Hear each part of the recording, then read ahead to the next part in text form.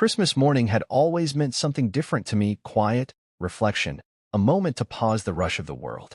But that year, it felt more like a production, a poorly scripted play performed in my own living room. The fire crackled in the hearth, casting a warm amber glow across the carefully decorated space Mira had insisted we holiday-proof. Every garland, every snow-dusted candle had been chosen with meticulous intent, as if aesthetics could overwrite the rot festering beneath the surface. I sat beside her on the plush cream love seat, pretending the cushion between us wasn't weighted with the ghosts of everything we hadn't said in months. Her family had descended on us early, like a seasonal storm. Iris, Myra's mother, filled every inch of air with sharp-tongued commentary about the drapes, the roast, the way I tied my tie. Gerald, her father, held a glass of scotch like a scepter, smirking at me like he'd won something I wasn't aware we were competing for. Talia and Zara floated around like they owned the place, dropping gifts and snide remarks with the same effortless entitlement. They'd never really seen me as family, only as the man who carried bags, fetched coats, and stayed conveniently quiet. But I wasn't quiet anymore. Not inside. Not in the way that mattered. I had spent months watching, listening, preparing. And today, on the day they thought they were burying me beneath the weight of their collective smugness, I was going to give them a memory they'd never forget. They just didn't know it yet.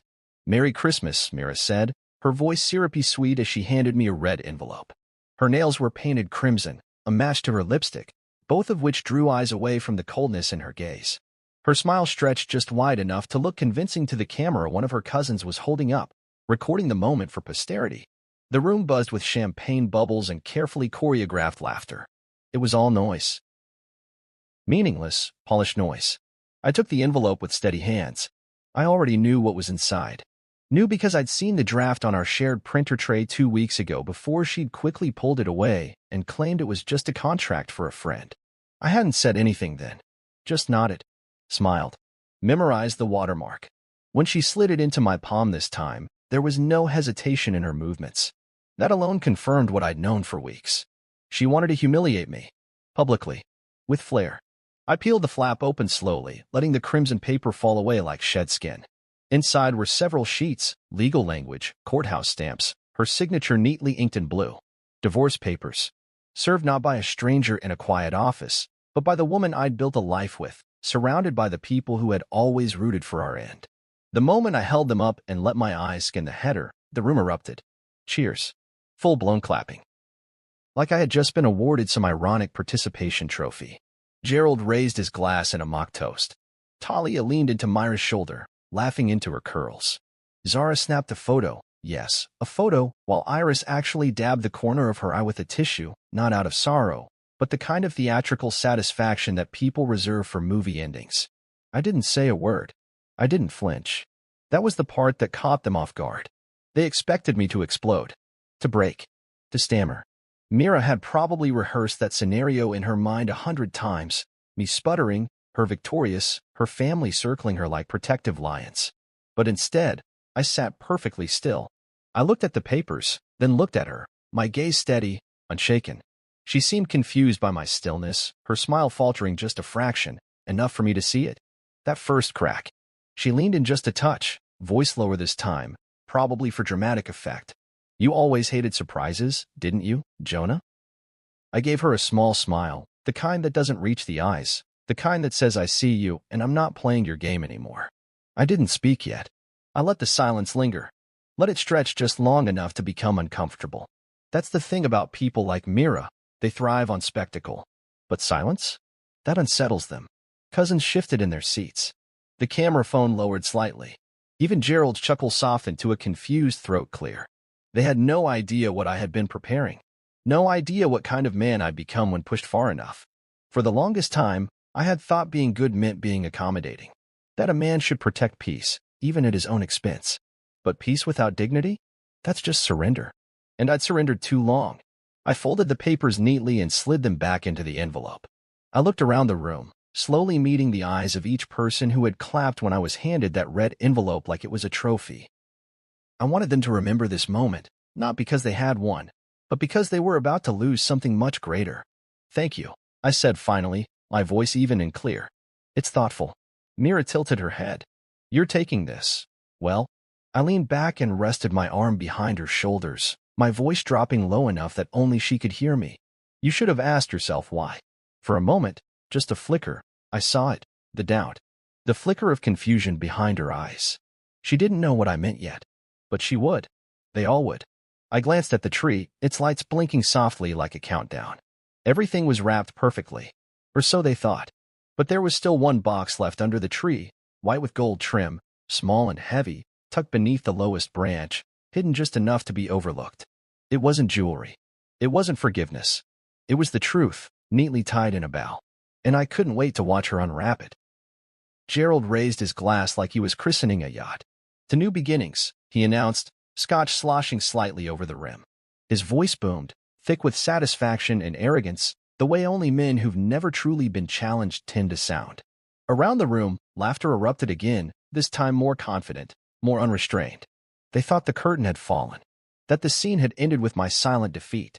Talia clinked her mimosa against Myra's flute, leaning in with a wink that reeked of conspiracy. Zara pulled her phone back up and recorded with glee, angling the lens to capture my face, probably hoping to freeze a moment of shock or devastation. I didn't give her one. I didn't move. The bubbles in my champagne glass kept rising undisturbed. My fingers stayed wrapped around the stem, cool and steady. I just watched them. Let them bask. Let them indulge in their performance. Mira leaned slightly toward me, her body language relaxed, her expression smug in that way she only wore when she believed she was 10 steps ahead. You always hated surprises, didn't you, Jonah?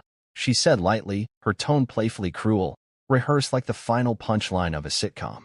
The room chuckled in agreement, as if we were all in on the joke. But I wasn't laughing.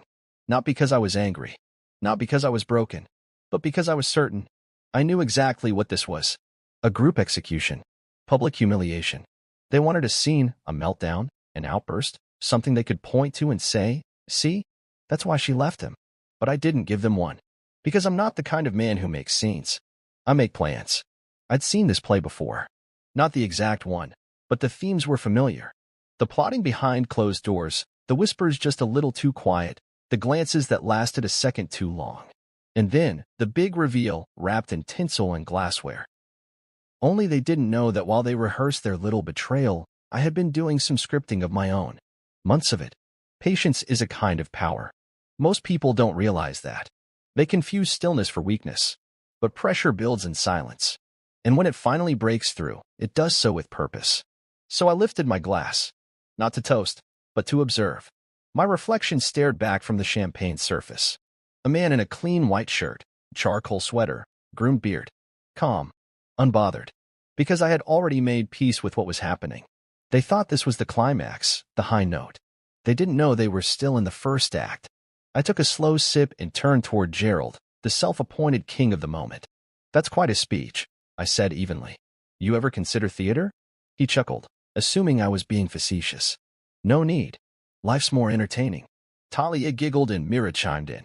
Come on, Jonah, don't be such a buzzkill. Let's not make this awkward.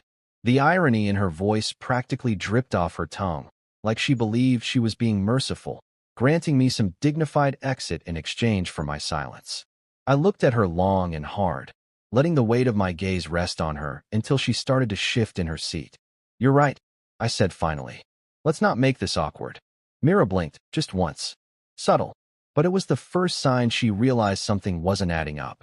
You know, I continued, letting my voice warm just a little. Christmas is all about giving. Generosity. Surprises. I turned back to the fireplace and nodded slightly, where the camera from earlier still blinked, still rolling. And I've always believed that what you give says a lot about who you are. God. Here we go, Zara muttered from across the room. Let him talk, Gerald said, not out of kindness, but out of amusement. He still thought I was spiraling. Let the man talk, he's finally cracking. That's what he was thinking. And that's exactly what I wanted him to think. Mira crossed her legs, then uncrossed them. Her fingers drummed lightly on her champagne flute. I could almost hear the gears turning behind her eyes. She was trying to figure out if I was bluffing, trying to remember if she had missed something. Spoiler, she had. I turned my head toward her, keeping my tone light. You handed me a red envelope with divorce papers, Mira, in front of your entire family, on Christmas morning. And while I admit, that's bold, it's not exactly elegant. A few snickers broke out. Mostly from the younger cousins, the ones who lived for drama and probably thought they'd just witnessed a Hallmark villain origin story. But then I saw it again, that flicker of doubt in Myra's eyes. She knew me. She knew I didn't move unless I had somewhere to land. And I hadn't moved yet. So she smiled again, tighter this time. Well, Jonah, you always did prefer clean breaks. I nodded. True. But I also prefer context. And then I stood. No one expected it. Zara lowered her phone. Gerald raised an eyebrow. Mira tensed. I didn't raise my voice. Didn't slam anything. I simply placed my champagne glass on the side table and straightened my sweater like a man preparing to make a presentation. There's something you all should know, I began.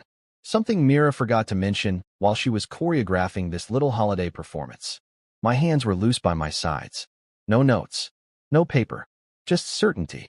See, when someone tries to end a marriage like this, it usually means they believe they've already won, that they've planned everything, that the timing is theirs to control. Mira stood up beside me, trying to laugh it off. Jonah, stop.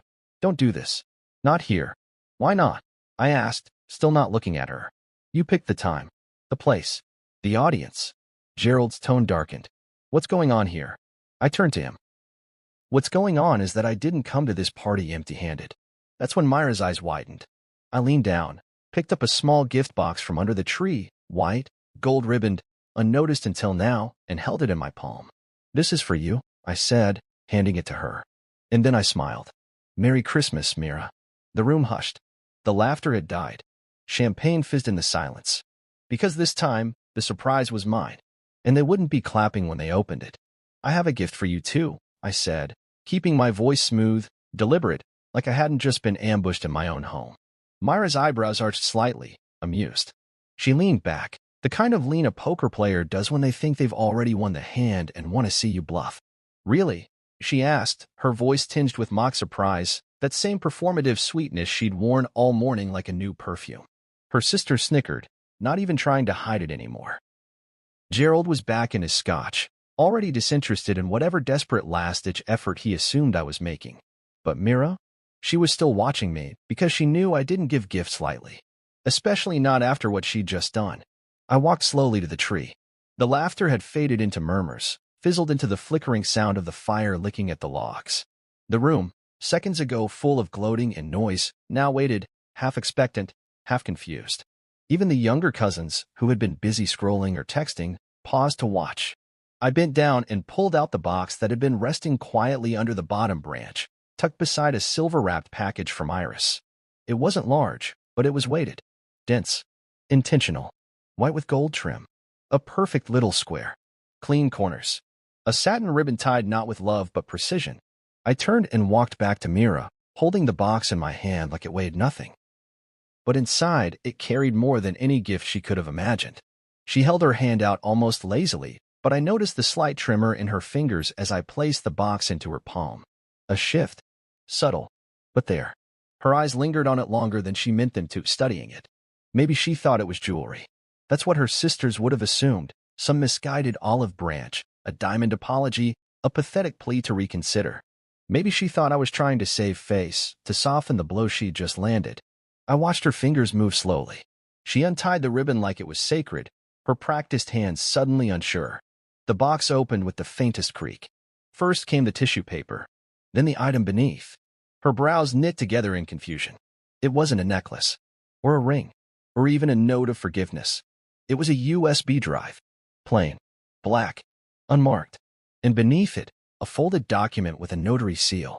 She pulled the paper out with one hand, holding the drive in the other. Her posture changed, no longer smug or triumphant, but frozen in that quiet sort of dread people feel when they open something they wish they hadn't. The notary seal glinted slightly under the overhead light as she unfolded the sheet. She tilted her head, her lips parting to form a question, but nothing came out. Not yet. I said nothing. She scanned the document. Her eyes darted across the words, her mouth moving slightly as she read, line by line, clause by clause. I waited. It wouldn't take long. Just a few seconds to get to the good part. And there it was. Her jaw stiffened. Her breath caught. Jonah, what is this? Her voice cracked slightly. I took a step closer. Just enough for her to hear me clearly, but not close enough to be intimate. Keep reading, I said. The air shifted. I could feel the energy in the room start to pull tight like the slow winding of a string. The conversations around us had gone quiet. Iris glanced over, narrowing her eyes. Gerald straightened up. Zara and Talia leaned forward like they were watching the next twist in a show they thought they already knew the ending to. Myra's fingers gripped the paper tighter. I could see her pulse ticking at her neck. Her lips moved faster now, reading, rereading, trying to make sense of what she was holding.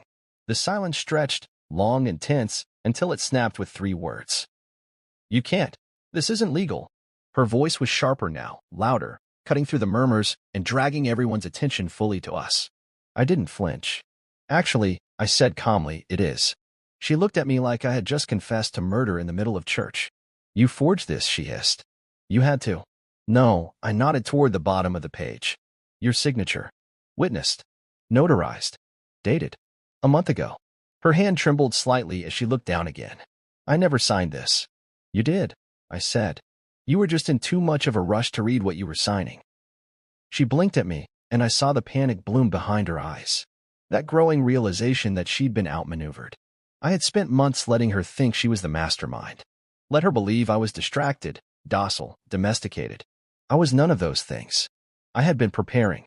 "What did I sign?" she asked, breath shallow now. I leaned in slightly, my voice low. "A transfer of ownership. Of the house. The cars.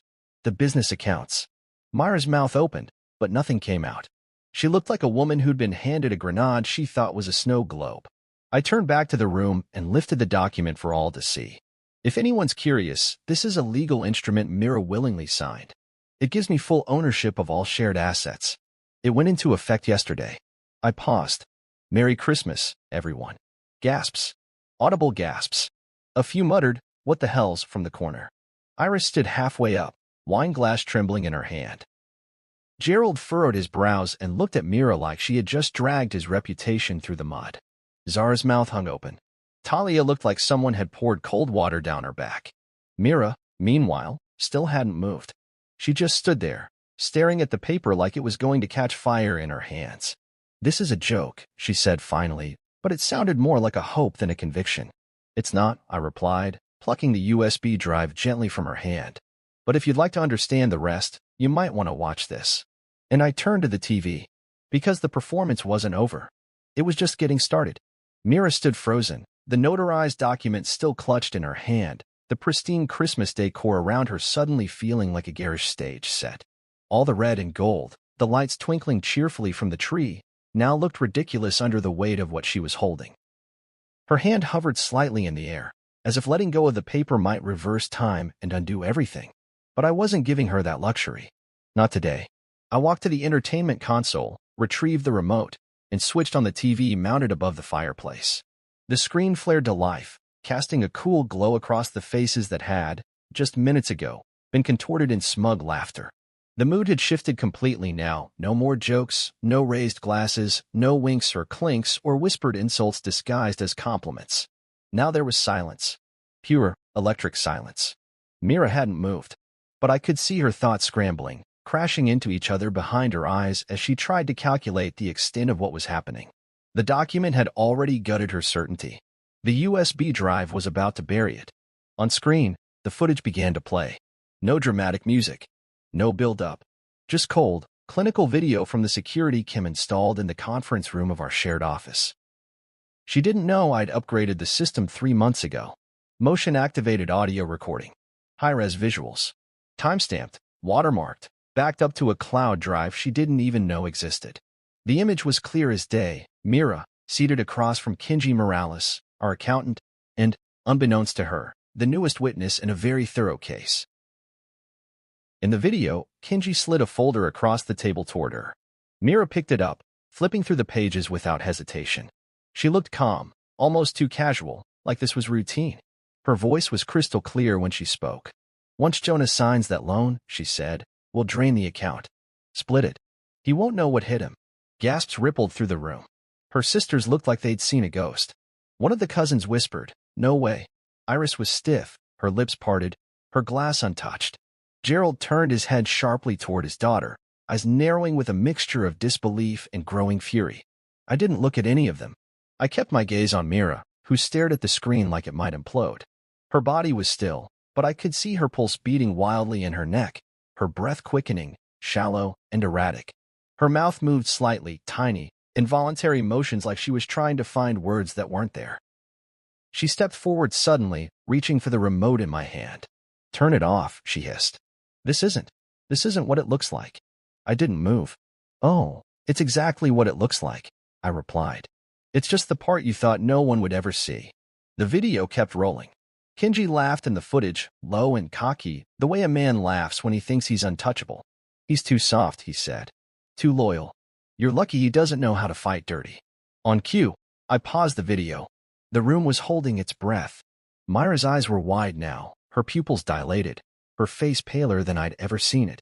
The Mira I knew, the one who orchestrated dinner parties like military campaigns, who polished her voice and posture before every meeting, who never walked into a room without planning how to own it, was gone. What stood in front of me now was someone cornered, stripped of her script. You can't use this," she said, her voice cracking. "This was a private conversation." "No," I said calmly. "This was a business meeting. In our shared space. Recorded legally, stored securely. And Kenji already signed the release." Her face twisted at his name. "You talked to him?" I nodded once. "Weeks ago. He didn't take much convincing. Turns out, he had a lot more to lose than I did. Tax fraud, embezzlement, forged ledgers. He rolled on you so fast, Mira, I almost felt bad." The lie slipped from my lips without remorse. Kenji hadn't folded easily. It took pressure, evidence, and the threat of losing his license. But the effect was the same. He turned, and he gave me everything I needed. Myra's hand went at her mouth, her nails digging into her lower lip. Her voice had dropped to a whisper. "You planned this." "Carefully," I said, "while you were planning your exit." Zara finally found her voice. "Wait, are you saying all of this, what she signed, was real? She gave you everything?" "She didn't even read it," I said. "She thought she was signing paperwork to clear me for a business loan. Kenji forged the front page. I replaced it with the real transfer. And she signed it in front of a notary." Gerald exploded. "You're telling me you used my daughter's stupidity against her? That's low, Jonah. Even for you." I turned to him, steady. "No, Gerald. I used the truth. Something none of you seem to be familiar with." Myra's voice cracked open like a shattered mirror. "You can't do this to me." "I didn't do this to you, Mira," I said. "You did this to yourself. I just gave you the mirror." She tried to steady herself, squaring her shoulders, but the shaking in her hands gave her away. The room was no longer hers. The attention she had demanded earlier was now her burden. All eyes were on her, but this time they weren't cheering. They were watching a downfall, live and raw and irreversible. She turned to Iris for support, but her mother didn't say a word. Her mouth was tight, her jaw clenched. Whatever sympathy she might have had was buried beneath the weight of embarrassment and rage. Gerald sat back down, his scotch untouched. Even the cousins had gone quiet, phones lowered, faces pale. Mira looked back at me with tear-glazed eyes. "You set me up." "No," I said softly. "I just stopped pretending I didn't know who you really were." And with that, I pressed play again. Because the worst wasn't over yet. The room went silent, not just quiet, silent. The kind of silence that vibrates in your chest like an aftershock. Myra's face was pale, and her hands had dropped to her sides, the folded document limp in one and her expression frozen in a half scowl, half confusion. It was the silence of a spell breaking, of performance crashing against reality. Her family didn't know what to do with it. They'd never seen her like this. And they'd sure as hell never seen me like this. Her father's voice came first, sharp and barked. "What's going on?" I turned to face them, no longer trying to hide anything, not my voice, not my stare, not the truth that had been coiling beneath my skin for months. I stepped into the middle of the living room, right between the Christmas tree and the coffee table still cluttered with gift wrap and half-empty flutes. Mira stood off to the side, visibly shrinking by the second. I didn't rush. I let the pause drag. Because now it was my show, and they were finally my audience. "It's a transfer of ownership," I said. My voice didn't rise. It didn't need to. The calm made it heavier, more believable. "As of yesterday, this house, the vehicles, and our shared business accounts are now solely under my name." Zara scoffed. "You're lying." "No. I'm prepared," I corrected. Iris gasped, but it was a quiet sound, like someone choking on a realization they didn't want to accept. Gerald sat forward, elbows on knees, hands clasped like a man trying to hold the last strands of order in his family. Mira looked like she wanted to scream again, but she couldn't find the air. She kept blinking, like that would change the words I'd just spoken. I turned slightly toward her. You signed it, Mira. You trusted Kenji to bury the fine print. He didn't. Gerald's face turned red, veins pulsing along his temple. That's ridiculous. You expect us to believe she just handed it all over like a fool. I nodded to the TV. Look at the video, I said. I didn't shout, didn't gloat. Just pressed play again. The screen flickered, shifting from the previous footage to a new clip. Timestamped, dated, clean as evidence gets. This one was audio forward, tighter on the angle. It captured Mira and Kenji seated across from each other again, this time with a contract between them and a pen in her hand. Her voice was unmistakable. You're sure this will look like loan paperwork? Kenji's reply came without hesitation. Absolutely. He won't read it. He never does. That stung, even now. She hadn't just cheated me. She'd undervalued me. Thought I was stupid, passive, predictable. And she wasn't alone. The look on her father's face morphed from fury to something I hadn't seen from him before, disgust. Not at me. At her. You forged his name? He asked. No, I said before she could speak. She didn't need to. She used her own. She signed everything. All I had to do was swap the first page with the real contract. The rest of it, the legalese, the witnesses, the dates were already there. I looked at Mira now, and for the first time in years, I wasn't afraid of what I'd see. You let your ambition blind you to the obvious. You were so sure I wasn't paying attention. Her face cracked, just for a second. A tremble in her jaw, her lips pressed too tightly together. Her eyes shimmered, but no tears fell. She wasn't crying because she was hurt. She was unraveling because she'd lost control. This was a woman who operated best when she was orchestrating. And now she was standing in the middle of her own collapse with no script in her hand. The TV kept playing, but I muted it. The audio had done its job. The visual was now just background noise. I turned to Gerald. You wanted to know what's going on? Your daughter conspired to gut our business, siphon joint funds, and walk away with a smile while I stood here with a red envelope and a broken marriage. You should have come to me, he muttered. I raised an eyebrow. So you could applaud her more discreetly? He said nothing. I moved my eyes across the room. Iris wouldn't meet my gaze. Zara looked like she wanted to bolt. Talia was shaking her head in disbelief. I didn't bring this forward to destroy anyone, I said. I brought it forward because I was done being the quiet one, the reliable one, the fool. I looked directly at Mira again. You wanted me humiliated. You wanted to ruin me in front of your family. Merry Christmas, Mira. Here we are. She finally spoke, her voice brittle. Jonah, this is revenge. No, I replied. This is documentation. I pulled the final piece out of my pocket, the audit report.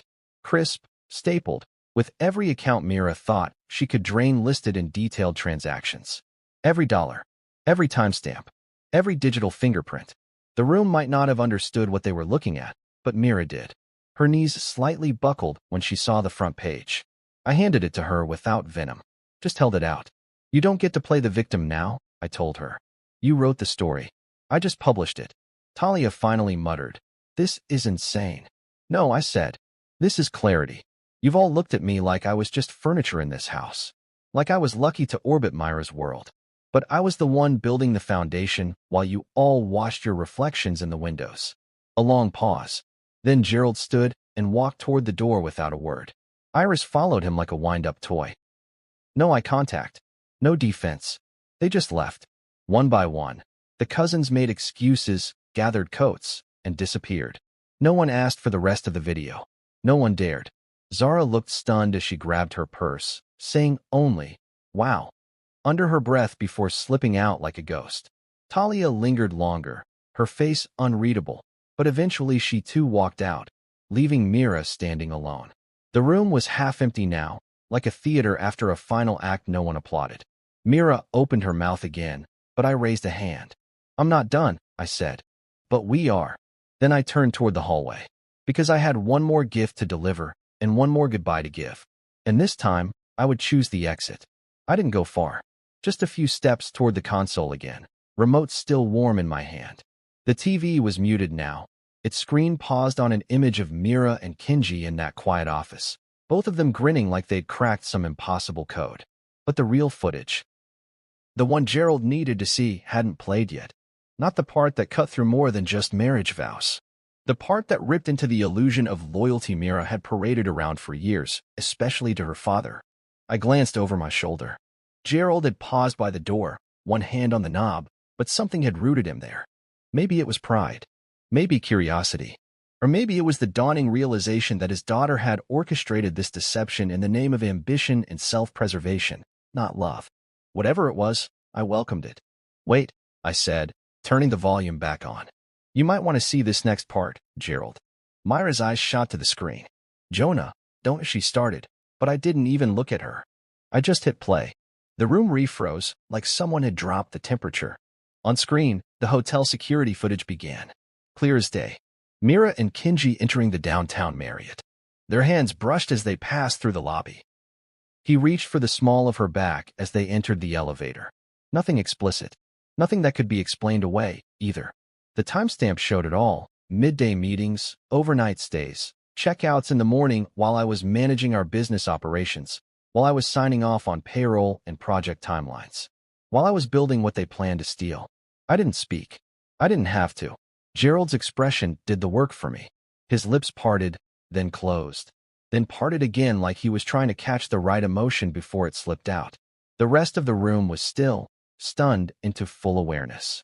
Mira had backed herself into the edge of the fireplace, gripping the mantle like it was the only thing keeping her upright. Her face had gone a strange shade, gray at the edges, drained of the fire that once animated her expressions. The video played on. Kenji and Mira walking down the hallway of the hotel, laughing, relaxed, their hands locked together now like they were on vacation. Then the image shifted, night vision inside the hallway, them exiting the room the next morning. Myra's hair was pulled back in a loose bun. She wore one of his jackets. Her mother gasped, and it was real this time. Sharp. Small. Her hand flew to her mouth, fingers trembling. Iris's pearls, those precious things she wore to every event, jiggled as her chest rose and fell with stunned breaths. Oh my God, she whispered. Gerald didn't move. I muted the TV again. Then I turned to Mira, slowly, as if I had all the time in the world.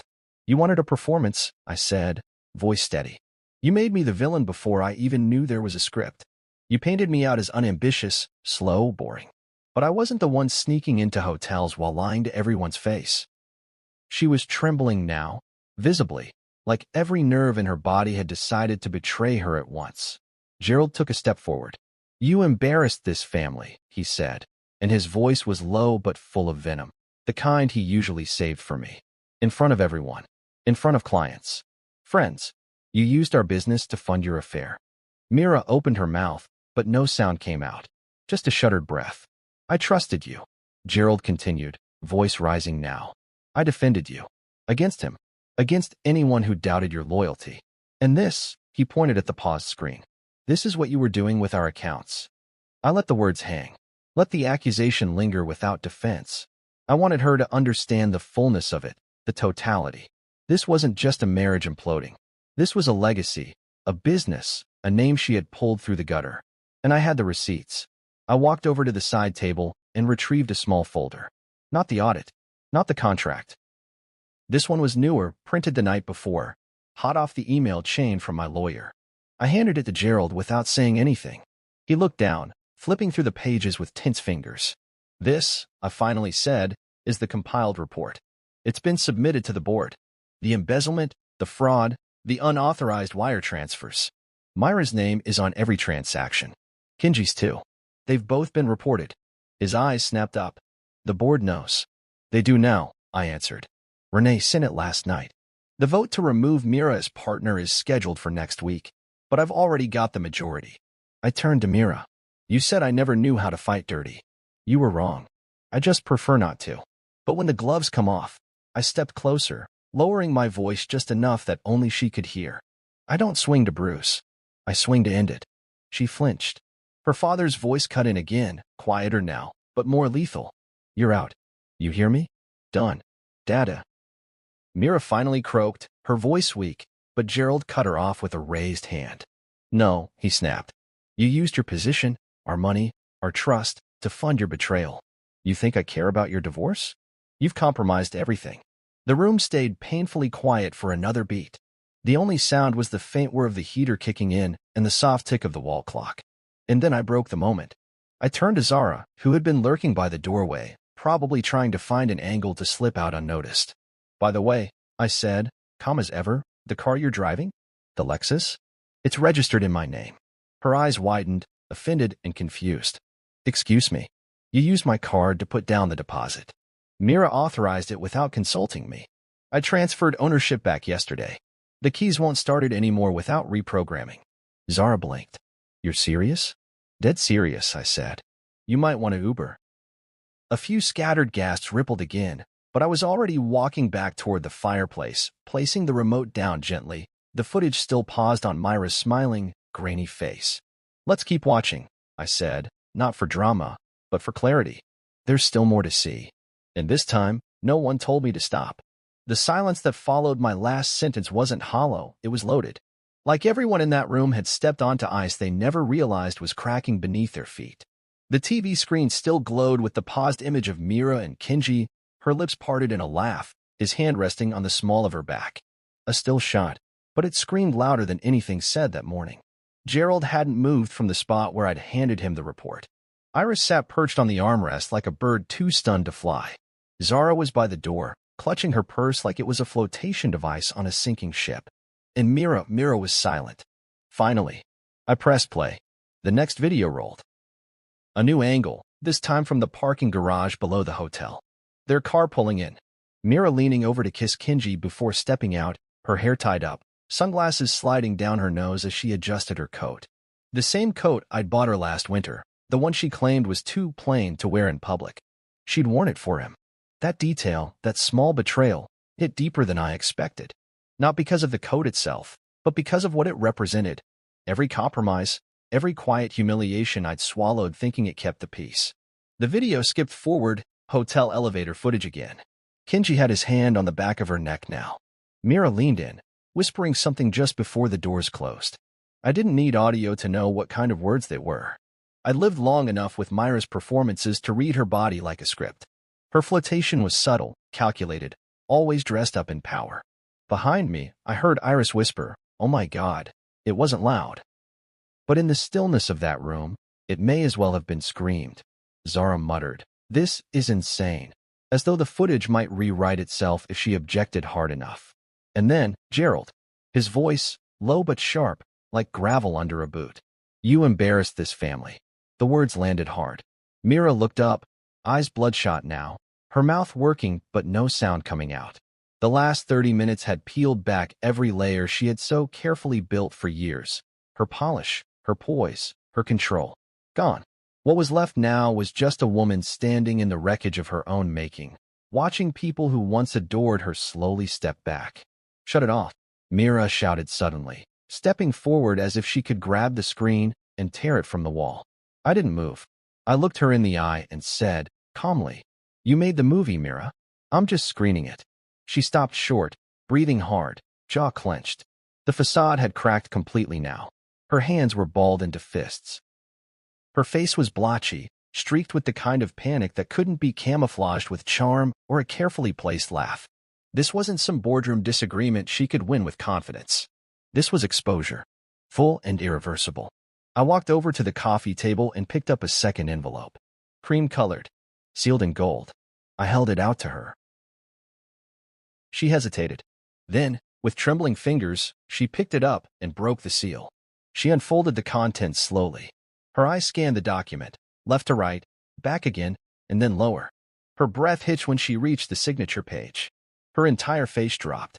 "It's the finalized countersuit," I said before she could ask. "Filed 2 days ago. Grounds: adultery, fraud, breach of fiduciary trust." Myra's lips parted, but she said nothing. The document trembled in her hands now. This will ruin me." "No," I said. "This will define you." "The ruin part? That was all you." Gerald stood behind her, his face unreadable now, somewhere between rage and shame. He didn't speak, didn't defend her, just stared at the document like it confirmed everything he'd been trying not to believe. "I built this business with you," she said, her voice breaking. "I helped you. And then you tried to gut it behind my back," I replied. "You weaponized trust. You saw my silence as weakness." You thought I was too slow, too passive, too forgiving to fight back. You were wrong. She took a shaky breath and looked at me like she was seeing me for the first time. You planned all this. I nodded. Every piece. Her voice rose. So this was revenge? No, I said again, firmer this time. This was accountability. And then, softly, Merry Christmas. The phrase didn't land like hers had earlier that morning. Hers was laced with sarcasm, with cruelty and performance. Mine was clean, surgical, honest. A final note to close the curtain. Zara, still near the door, finally broke the silence with a scoff. You're both insane, she muttered, before storming out with the kind of urgency reserved for people who know they're next if they stay too long. Iris followed, mumbling something about needing air. Gerald hesitated, then stepped forward toward me, not Mira. His eyes locked on mine, cold and appraising. You're not the man I thought you were, he said. I know, I replied. That's how this all happened. He nodded once, then walked out without looking at his daughter. The door closed behind them. For the first time since that morning, Mira and I were alone. No applause. No witnesses. Just the two of us, surrounded by the wreckage of her well-orchestrated betrayal and my perfectly executed rebuttal. She sank into the chair behind her, still clutching the envelope, looking down at it like maybe it would vanish if she stared long enough. I didn't feel joy. I didn't feel triumph. I felt free. Because this wasn't vengeance. It was survival with a backbone. Strategy forged in silence. A reckoning dressed in wrapping paper and truth. I reached for my coat, already packed. There was nothing more to say. The storm had come. The truth had exploded. And I was walking out clean. I didn't slam the door. I didn't yell, didn't throw anything, didn't stomp up the stairs like a child having a tantrum. That wasn't my style, and certainly not now, not after everything. No, I walked slowly and deliberately toward the hallway closet, the way someone does when they've made peace with a storm that has already passed. Each step felt like shedding a layer I didn't realize I'd been wearing. Years of silence, of endurance, of trying to hold together something Mira had been dismantling from the inside. I left all of that with every click of my heels on the polished hardwood floor. I opened the closet and pulled out the overnight bag I'd packed days ago. I had tucked it between winter coats and an old vacuum cleaner, zipped and ready. Mira never noticed it. She never noticed a lot of things about me until I made her look. Behind me, I heard the creak of the floor as she rose from the chair, slow and disoriented. Where are you going? She asked, her voice raw, cracking at the edges. I turned around, the bag strap looped over my shoulder. She looked smaller now, somehow. Not in stature, but in presence. Mira had always taken up space, filled rooms with her confidence, her curated grace. But this morning had shrunk her. Now she stood barefoot on the rug, wrapped in the remains of her arrogance and panic, holding the envelope like it might warm her. Somewhere peaceful, I said. My voice was calm, even. Not cruel. I didn't need to be cruel. I had already won. She took a step forward. You're just leaving? The deed is done, I said, nodding toward the living room. Literally. I can't believe you do this, she said, but the force in her words was gone. It was like watching someone try to build a wall with wet paper. You believed I was weak, I said simply. You believed I'd never push back? That was your mistake. She scoffed, reaching for something, anything, that would reverse this. You think this makes you noble? No, I said. It makes me free. I walked past her toward the front door, my hand brushing the edge of the table where she'd once laid out place cards for family dinners like it was a gala. Everything in this house had always been about performance. Hosting. Appearing perfect. Even our marriage became part of her brand. Jonah, the supportive husband in the background, the tech mind behind the scenes. Only now, the curtain had dropped, and there was no audience left to clap for her. Jonah, wait, she called after me. I stopped, turned to face her one last time. By the way, I said, my voice quieter now, the prenup. It had a fidelity clause. Her brow furrowed. You forgot about that, didn't you? I continued. It was buried in the back. Gerald insisted on it. Actually, back when he thought I was the one who'd need controlling. Her face went slack. I stepped forward just enough to watch the understanding hit her. You forfeit everything. The house, the accounts, even your stake in the company. All void. You don't walk away with $1. Her lips parted like she wanted to scream, but the words wouldn't come. I didn't write the clause, I said, but I honored it. You didn't. She looked like she might collapse. You tricked me. No, I said, firm now. You tricked yourself. I just watched. Her voice hitched again, but I didn't care. Not anymore. I had cared for years, cared through every dinner where she cut me off mid-sentence, every event where she introduced me as the guy who keeps my apps working, every cold night she came home late with excuses that always sounded rehearsed. I had cared when it mattered. But love without respect dies in silence. And mine had died long before today. I opened the door. Outside, the morning was bright, crisp, that winter kind of clean. The frost on the driveway sparkled like a warning and a blessing. I stepped out and let the cold hit my skin. It didn't hurt. It revived. Behind me, she screamed. Finally. It came from somewhere deep in her chest, a sound of unraveling. Rage and regret mixed in one broken wail. I didn't turn around. That scream wasn't mine to answer anymore. I walked to my car, slid the bag into the passenger seat, and started the engine. The driveway looked different now. This house, once a monument to everything I thought I was building with her, now looked like someone else's stage. A prop. A trap. And I was done playing a part.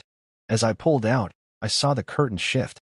A silhouette in the window mirror, watching me leave. Still clutching the envelope. Still stunned. I didn't wave.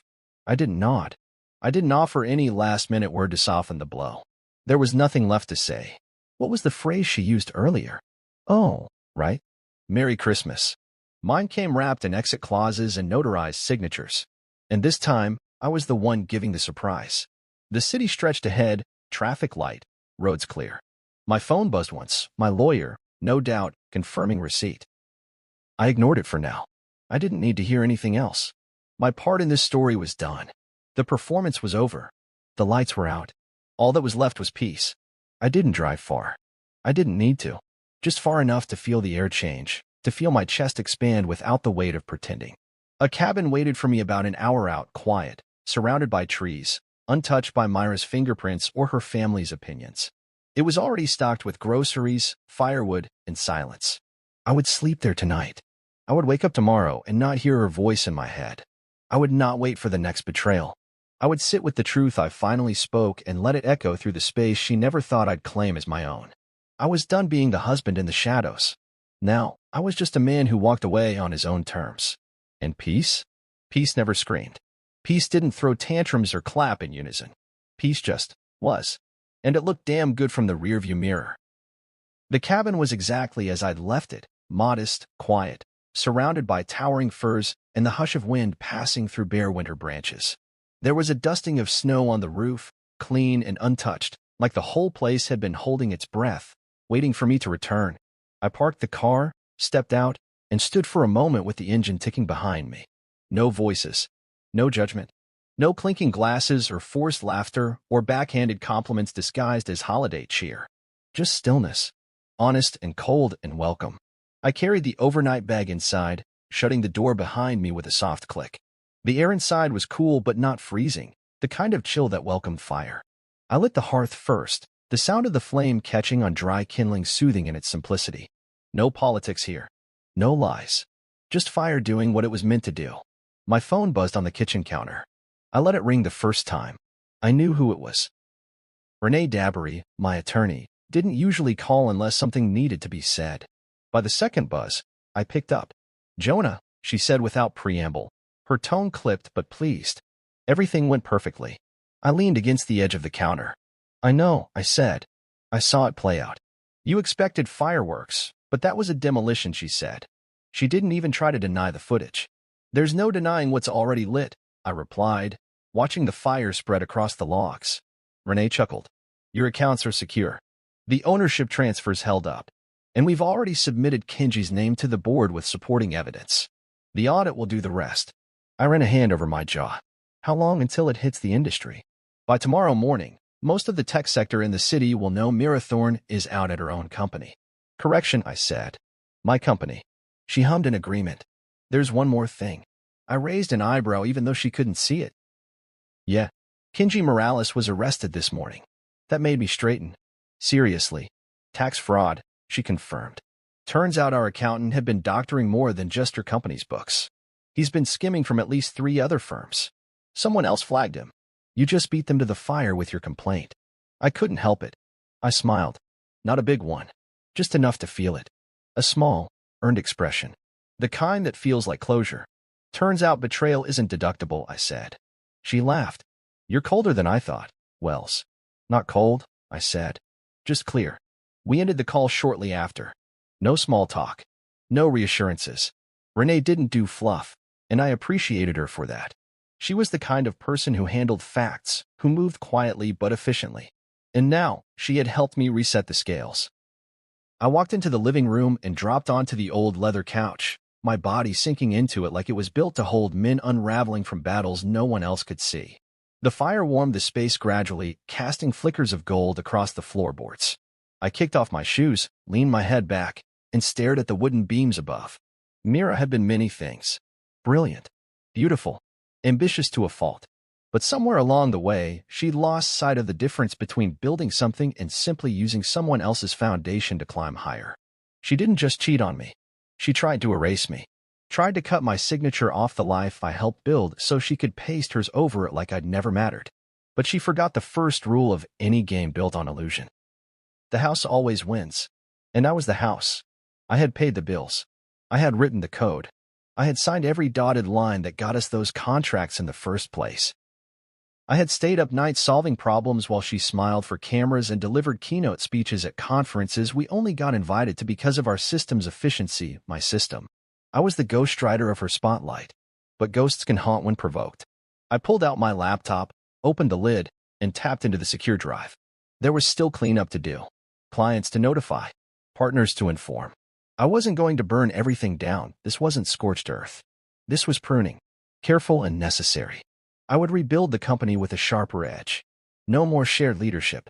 No more blurred lines. Just results. After 30 minutes of drafting emails and forwarding documents to my assistant, I closed the laptop and sat back.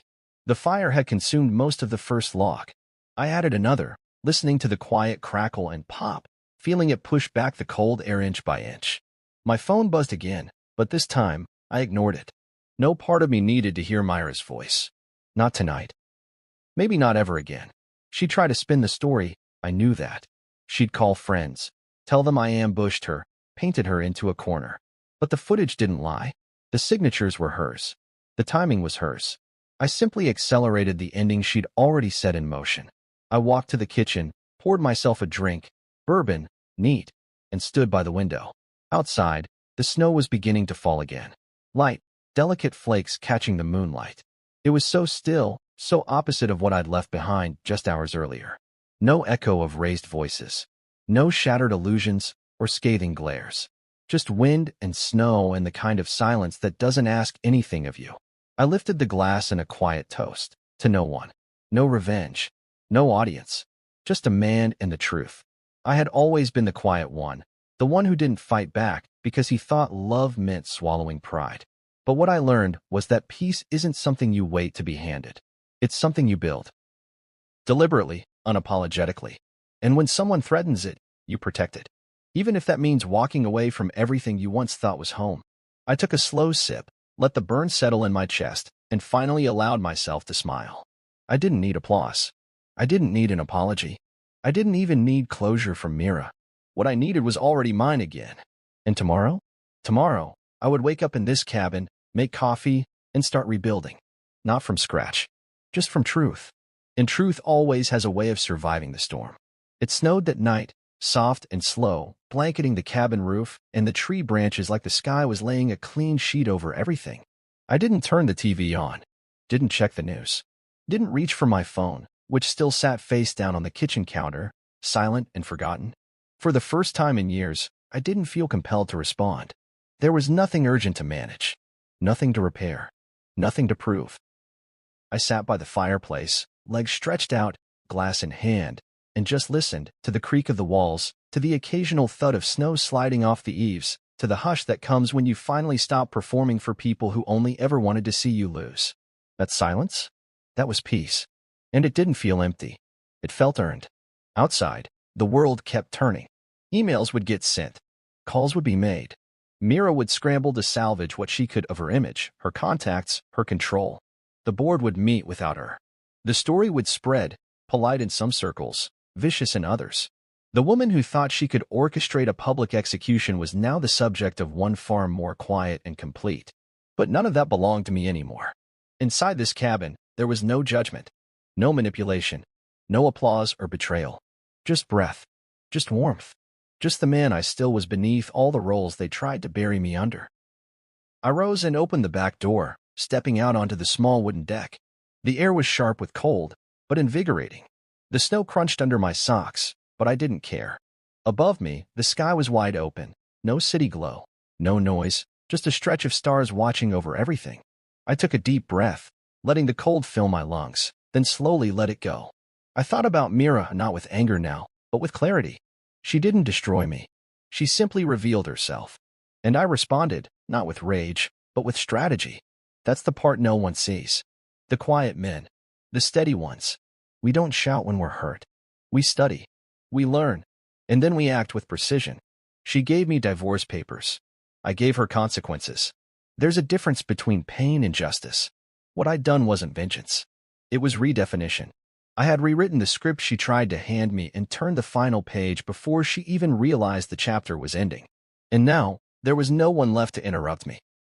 No one else's voice climbing over mine. I was alone, yes, but not lonely. That was the difference. I stepped back inside, rubbed my hands near the fire, and smiled to myself. A real smile. Not the kind I wore at board meetings, not the tight-lipped one at family dinners, or when Mira made one of her public jabs. This smile was mine. Small, solid, unapologetic. There would be other seasons, other days with new stories. But this one, this moment, it was mine. No compromises, no background role. Just me, finally seen, even if only by the man in the mirror. And you know what? Peace looks good on me.